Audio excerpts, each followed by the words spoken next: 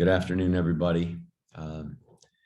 I think everybody that's on the call here was on Saturday night after the game, and I was still very disappointed that we lost the game, and you know it's our own doing. As I said on Friday, or excuse me, on Saturday night, they did a great job. They kicked our butts, but we didn't help ourselves in a lot of places, and that usually happens. It's usually how it works. The 4 games that we managed to win this year, I'm sure the coaches on the other side and the players on the other side tell you they didn't help themselves, that they could have done things to give themselves a better chance in a game. And fortunately, in those games, we did enough, and we didn't on Saturday night. From the very first play of the game, the kickoff, and just a poor job. And then not being able to execute on 4th down. We had the first drive on offense.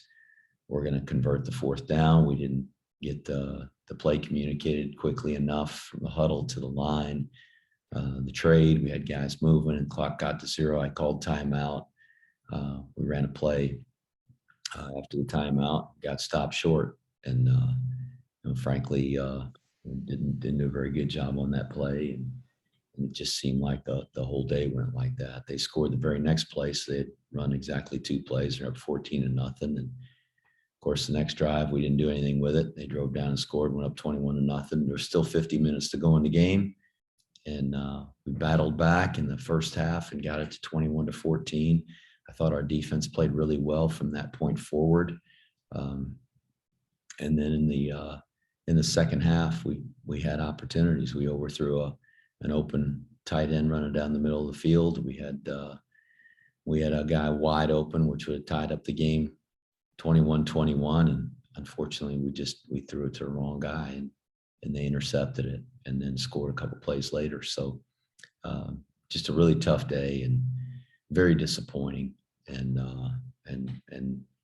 just, yeah, I think our whole team has responded well. They're mad and disappointed, and hopefully we'll take it as a lesson and prepare and get better. We're certainly going to need to play better. This is certainly the most talented and biggest athletic team that we've faced so far this year, and to beat Wisconsin is going to take an absolutely tremendous effort. So hopefully we'll have a good week of practice this week leading into game week next week. Coach, our first question is via Rich DeMarco. What are the most important things to work on this week? Oh gosh, I don't know where to start on the most important things. Being able to play well in the kicking game. We can't give up long plays like that when we're covering kicks, whether it's a kickoff or a punt. Those are far too important plays. There's an opportunity to gain a lot of field position there, and to give up 7 points is just unacceptable. So we've got to get better at that. We've got to get better at sustaining blocks, moving people off the line of scrimmage. We didn't do that very well on Saturday night. We're going to play a team that's even bigger and better the next time out. So we've got to do a better job running the football consistently. And we haven't done that the last couple of games really, really well. We had some long runs against Miami of Ohio, but that was a very physical game, and they did a pretty good job of defending us, and certainly Ball State did. So we're going to have to do a better job of that. And then tackling, we missed some tackles on Saturday night, and we're going to do a better job with that. Not giving up a big play. The big plays against us, negative yardage plays that we take on offense, those are really hard to overcome. So really trying to eliminate those 2 things: giving up a negative yardage play on offense and giving up a big play on defense. With one more via Rich DeMarco. What is the biggest positive takeaways from the Ball State game? I think we got to get rested up. I felt like we looked fatigued and a little worn down physically, and I think that's just kind of where we're at in the season. So hopefully this bye week will help us get some needed rest and get healthy.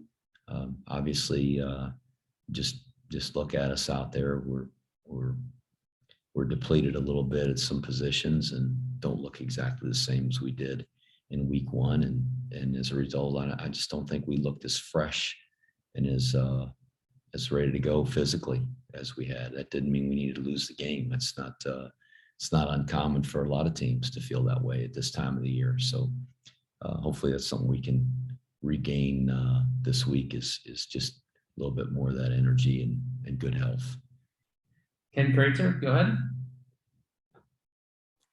Good afternoon, Coach. Just thinking back on the Ball State game, the size of the defensive line that Ball State presented in that game, it certainly seemed to be a factor in the third quarter. We talked a little bit Saturday night about the adjustments Ball State made, but how much is just having those big 295-pound defensive linemen as a factor? We got some big guys too. I mean, our guys are thick and heavy, and we've got to just be able to go man for man and knock them out of there. They did a good job. They played with really, really good pad level, and were very stout. They covered all those interior linemen in there, and so where we're accustomed to getting some push and getting the B-back going, we just weren't getting that on Saturday night, and we're best if we can get that guy going. It had to go to a little bit of a wider gap game. We got the quarterback in there on some midlines, and we got the fullback out there on some belly plays, and we had a couple of pitch plays. They were so committed to putting guys in the box that it became more of a perimeter game, and we didn't do a very good job on the perimeter. We missed some blocks. We blocked the wrong guy, which is unforgivable. It's our job as coaches to make sure our guys block the right guys. But there's a couple times where we had an opportunity for some big pitch plays, and we didn't get it out there. And I think Tair got a little gun shy. That one got knocked down, and the next couple he had a chance to pitch it and he didn't. And I think he's trying to make a play, and he's trying not to have a big negative yardage play again like we did. We talked about it. He's got to put it behind him and just make the play that's there. And we didn't do that enough. So our linemen, like I said, they're big and they play hard and they play physical, and we had a team that was matching us and did a pretty good job, and we weren't getting the movement that we needed. And if we're going to have a successful offense the way we run it, we're going to have to do a better job of that. And obviously, you had the two good drives in the second quarter, and Tair got hurt. Jamel Jones went in. Was there any thought of using Jabari Laws in the game in the later stages? Yes, there was. There was some discussion of that, and that's if I wanted to do that, I could have done it, and I chose not to. We talked about it and felt like Jamel had the most work, and we left him in there, and he got some chances to make some plays and made a couple. Unfortunately, missed some, and that's hard, because when you lose a game, you go back and second guess everything. And Jabari's certainly an accomplished quarterback. I think he's a very talented kid, and we'll give him an opportunity to battle, to be in position to play. And we intend to do that this week. Thanks, Coach. Ken McMillan. Jeff, you just mentioned you stuck with Jamel. What did you think of Jamel's effort, aside from missing that one target? I thought he tried really hard. I thought he tried to play hard and do the best he can. That's all we can ask of anybody. I think our guys played hard. There was nobody that quit, nobody that stopped believing that we were going to win the game. They kept fighting to find a way to try to win the game, and Jamel was included. He did that too. He did move the ball, especially in that fourth quarter. Yeah, we did. There's 11 guys out there, and we moved it down there, got it down to first and goal, and unfortunately couldn't get it into the end zone. It would have been nice to punch that one in and see if we could get an onside kick and put another one together. Mhm. I'm not sure if you had mentioned it on Saturday because I missed the first couple minutes of your presser, Well, but it was only a couple minutes long, so you didn't miss much. all right, then I probably caught it all. When you pulled Tair, can I ask what was he injured? Was he battered, or did you want to just change things up when you pulled him?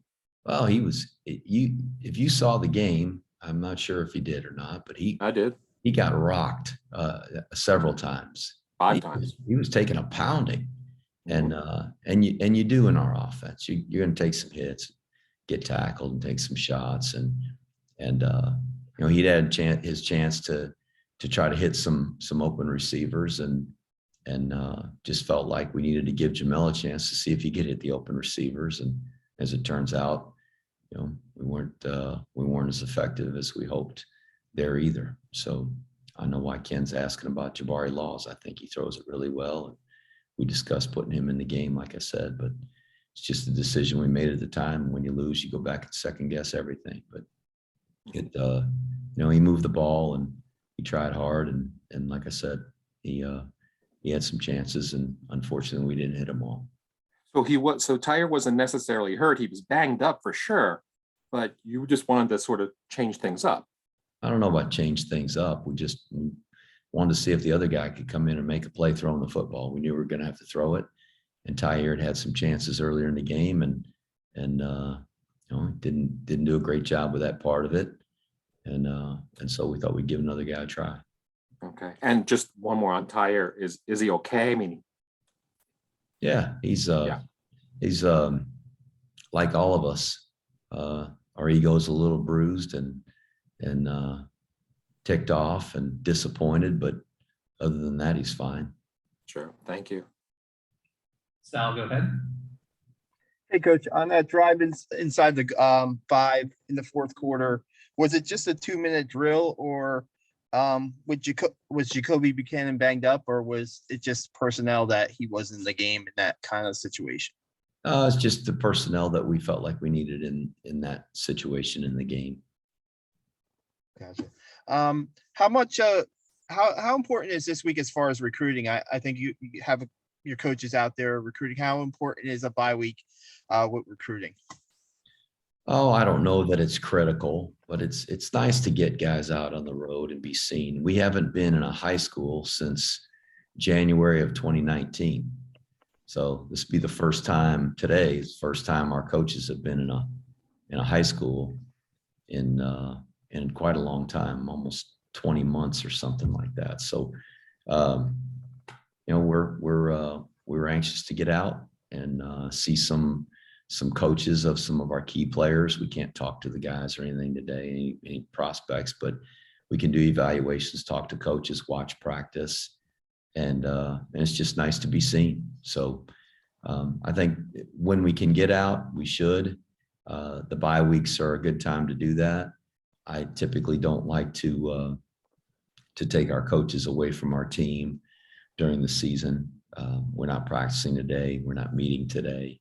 It's a day off for our players. So this was a good time to do it. But other than that, I really like for our coaches to be here so they can support our players if it's during the season. And a lot of coaches will go out and recruit on Fridays, the day before a game. And we had done that in the past, but I just found that I think our players are a lot more comfortable when their position coaches are there and our whole staff is there to be able to get them prepared for the game and getting out and seeing a high school game and being seen. I think it helps and it makes a difference, but I don't know if it makes as big a difference as our team being prepared for Saturday afternoon. Gotcha. And is there a timetable for Connor Bishop or Christian Anderson? Do you hope to get them back after the bye week? I hope that we could get them both back after the bye week. I don't know if they're both trending that way. Obviously, Connor's a little ahead of Christian because his injury happened earlier in the season, so he's got a couple weeks of rehabilitation ahead of him. But he looks good. He's walking around and moving around, and we've had him in the training room, and they've been doing some things with more and more body weight for him to get him healthy. So I'm optimistic we're going to get him back fairly quickly. I think he's made a pretty good turn.